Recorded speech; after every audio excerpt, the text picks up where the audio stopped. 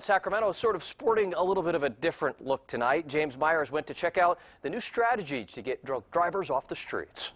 I don't know if there'll be snow, but have a cup of cheer. Holidays are fantastic, but they suck when someone you know loses their life because they're at a Christmas party and they drink and drive. DUI prevention is the focus of this unique campaign by the California Office of Traffic Safety. This split cop cab spells it out for you. Ask people which they would rather have as their ride home tonight. $40 for a taxi, $10,000 for a DUI. We're trying to take it home to people that DUI is dangerous, it's socially unacceptable, and it's illegal. And it can be very expensive, too. Any day, $40 over $10,000 definitely puts that in perspective. Not only that, the lost time from work, the jeopardizing of your job, yeah. They are kicking off the Are You OK campaign, which they say is a ridiculous question. It's as ridiculous as saying, well, I'm going to take a pirate ship, or I'm going to be riding a giant chicken. That's ridiculous. Just as ridiculous as saying, are you okay to drive? But how effective will this campaign be? I've never seen this before, and I think this is in your face. It's kind of like guerrilla marketing. It's but for a good cause.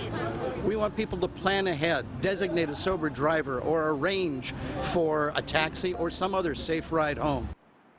So now we see if it works. Expect to see those cabs in downtown Sacramento until at least the first of the year. And still ahead for you tonight. Find different types of currency, but guess what? Not anymore. Yeah, James Myers drove about 20 minutes from the Capitol to show us what you can buy for a Davis dollar.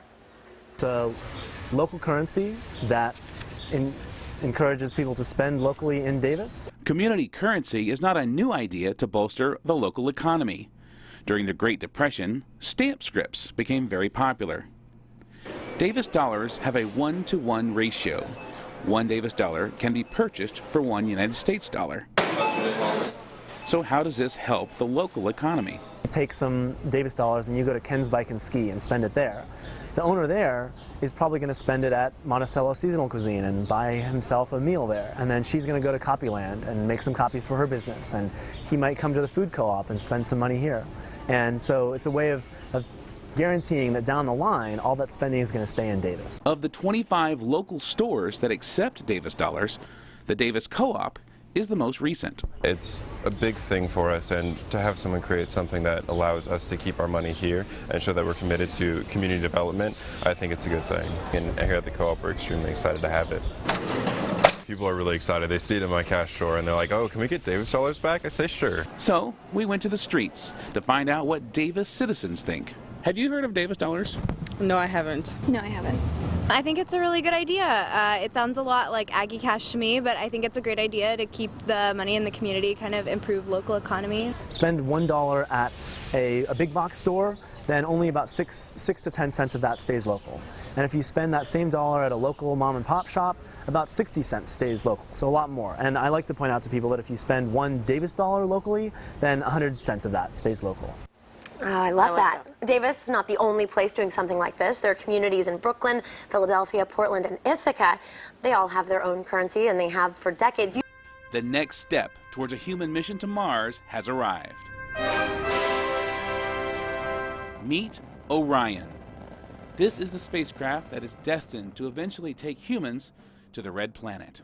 But first, NASA has to make a few stops. We're building a machine that's designed to be able to go to the moon, asteroids, neutral gravity points, and eventually Mars. We haven't had this big technological breakthrough. We don't have dilithium crystals yet.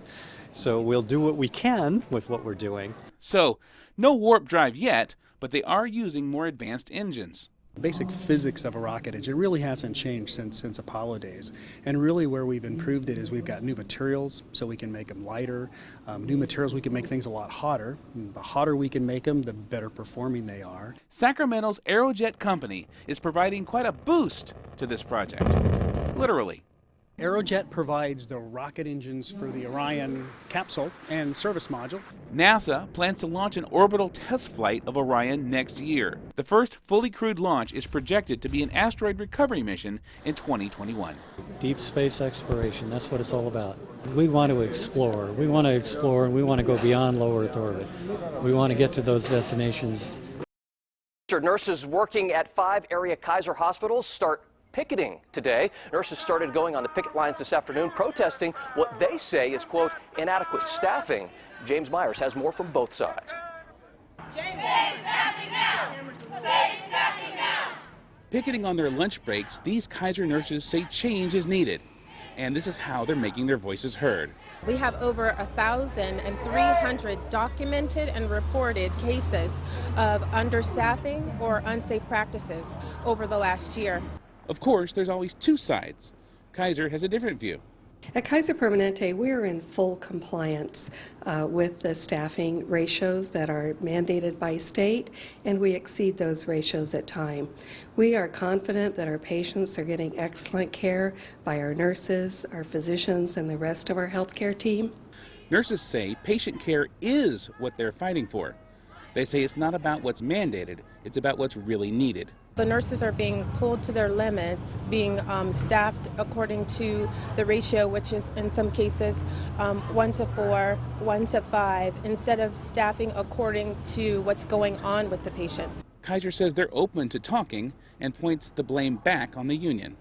Kaiser Permanente is very disappointed in the union's response to our invitation to come to the table and discuss some issues that we would like to talk to them.